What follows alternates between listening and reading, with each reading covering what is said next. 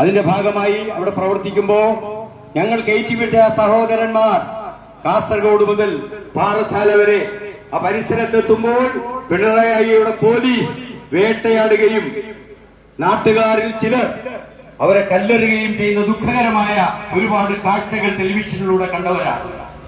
ആ ഹൃദയവേദന ഇപ്പോഴും പങ്കുവെക്കുന്നത് കൊണ്ടാണ് പിണറായി വിജയനെയും ഈ ദുർഭരണ സംവിധാനത്തെയും അവസാനിപ്പിക്കാൻ വളരെ ബുദ്ധിമുട്ടുന്ന, മാനസികമായി പ്രയാസപ്പെടുന്ന ഒരു ഘട്ടമാണ് GCC രാജ്യങ്ങളിൽ.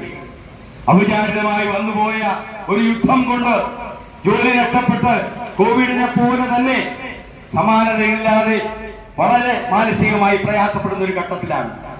നമുക്ക് ഇങ്ങോട്ട് വരാൻ നമ്മുടെ ഇന്ത്യൻ വിമാന കമ്പനികൾ അവിടെ നിന്ന് വരാൻ പോലും അനുവദിക്കാതെ കേന്ദ്ര സർക്കാർ മറ്റ് വിദേശ വിമാന കമ്പനികളിൽ നിന്ന് ലക്ഷക്കണക്കിന് ഡോളർ കൈക്കൂലി വാങ്ങിച്ചുകൊണ്ട് വിദേശ ഓപ്പറേഷന് മാത്രം ഡയറക്ടർ ഓഫ് സിവിൽ ഏവിയേഷൻ അനുവാദം നൽകുകയും ഇന്ത്യയിലെ എയർ ഇന്ത്യ ഉൾപ്പെടെ ഇന്ത്യ ഉൾപ്പെടെയുള്ള മിക്ക ഇന്ത്യൻ എയർലൈനുകളും ടിക്കറ്റ് ബുക്ക് ചെയ്ത് അത് ക്യാൻസൽ ചെയ്ത് ബുദ്ധിമുട്ടിക്കുകയും ചെയ്യുന്ന ഒരു പ്രത്യേക സാഹചര്യത്തിൽ നിന്നാണ് ഞങ്ങൾ 100-150ഓളം ആളുകൾ ഈ കേരളത്തിലേക്ക് ഈ തെരഞ്ഞെടുപ്പുമായി ബന്ധപ്പെട്ട് എത്തിയിട്ടുള്ളത്.